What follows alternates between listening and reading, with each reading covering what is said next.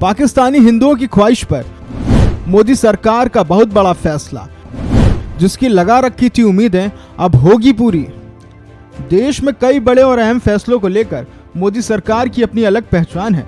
प्रधानमंत्री मोदी ने देश में समय समय पर कई बड़े फैसले लेकर जनता को ही नहीं बल्कि अपने मंत्रियों को भी चौंकाया है, लेकिन इस बार मोदी सरकार पाकिस्तानी हिंदुओं की एक ख्वाहिश पूरा करने को लेकर बड़ा फैसला लेने जा रही है, जिसके तहत पाकिस्तानी हिंदुओं की अस्थियां पवित्र गंगा नदी में आसानी से विसर्जित हो सकेंगी। क्योंकि पाकिस्तान से भारत आना किसी भी सूरत में आसान नहीं है। ऐसे में नरेंद्र मोदी सरकार ने अब ऐसा कदम उठाया है जिसके जरिए वो सभी परिवार अपने लोगों की अस्थियों को लेकर उत्तराखंड के हरिद्वार आ सकेंगे और अस्थियों को धार्मिक क्रियाओं के अनुसार पवित्र गंगा में विसर्जित कर सकेंगे।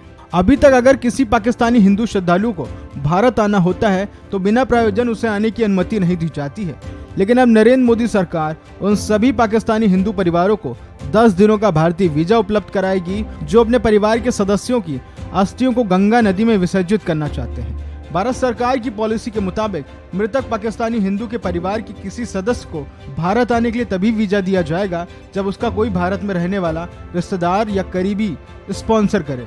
मोदी सरकार की स्पॉन्सरशिप पॉलिसी में संशोधन के बाद ऐसा पहली बार होगा जब 426 पाकिस्तानी हिंदुओं की अस्थियां को उनके परिवार के लोगों के द्वारा हरिद्वार में गंगा नदी में विसर्जित किया जाएगा।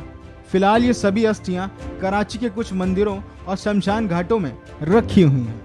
हिंदू धर्म में किसी भी इंसान की मौत के बाद उसकी अस्थियों को गंगा नदी में विसर्जित करना अच्छा माना जाता है। हिंदू मान्यताओं के अनुसार अगर अस्थियों को हरिद्वार में विसर्जित किया जाता है तो ऐसा करने से उनकी आत्माओं को स्वर्ग का रास्ता मिल जाता है और वो पुनर्जन्म की क्रिया से भी बच जाते हैं। पाकिस्तान में कई हिंदुओं की अंतिम ख्वाहिश थी कि मरने के बाद उनकी अस्थियों को पवित्र गंगा नदी में विसर्जित किया जाए, लेकिन अभी तक कुछ ही लोगों की अस्थियां गंगा में विसर्जित हो पाती थी।